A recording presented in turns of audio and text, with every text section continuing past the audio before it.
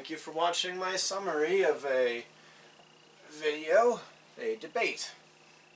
This one was on the Modern Day Debate channel, and the usual moderator on that channel was one of the debate participants. He debated against Tom Jump, who I have seen at least one time before debating against Kent Hovind.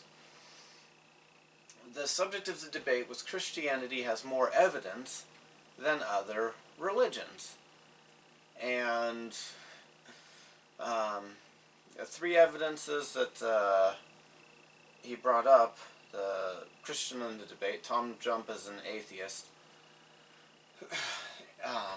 the empty tomb, the many witnesses who saw Jesus, empty tomb, witnesses who saw Jesus, what was the third one?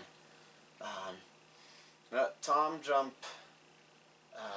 gave us a great example of the argument from incredulity. He doesn't want to believe it, so that proves it wrong. He claimed that historians believe they can't talk about miracles. Miracles can't, are off the table and not allowed for historians to think about. That is pushing or forcing a prejudice into the argument.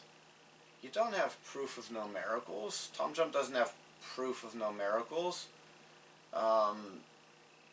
If somebody claims they saw something, he's got a burden of proof to disprove a witness who says they saw something.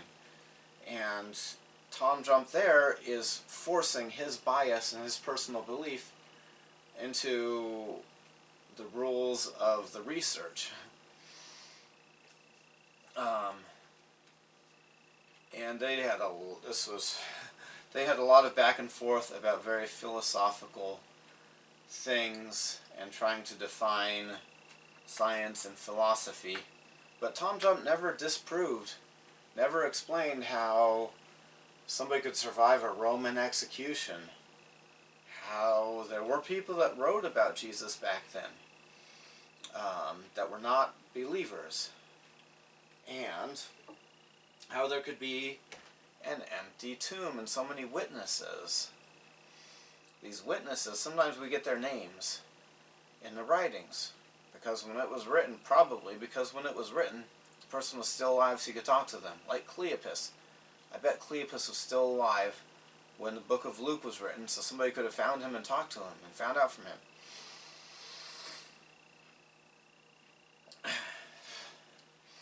And yeah, one thing that was not directly related that was brought up, the modern day debates usual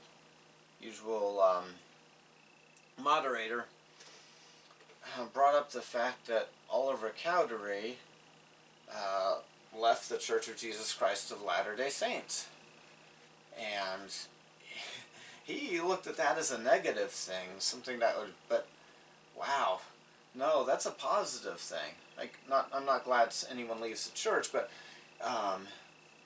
all three of the witnesses of the Book of Mormon who saw the gold plates shown to them by an angel and heard the voice of God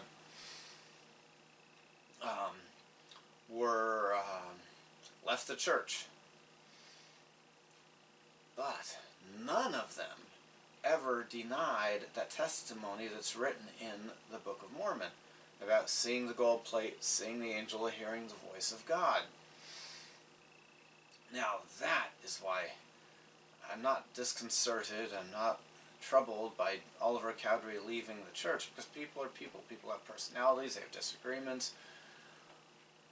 But if Joseph Smith was some kind of a fraud, people who would be in the best position to point it out and to prove it and to argue against it would be the people who were in on it with him. Who was supposedly in on it with Joseph Smith? The three witnesses who said they saw the angel, the gold plates, and heard the voice of God.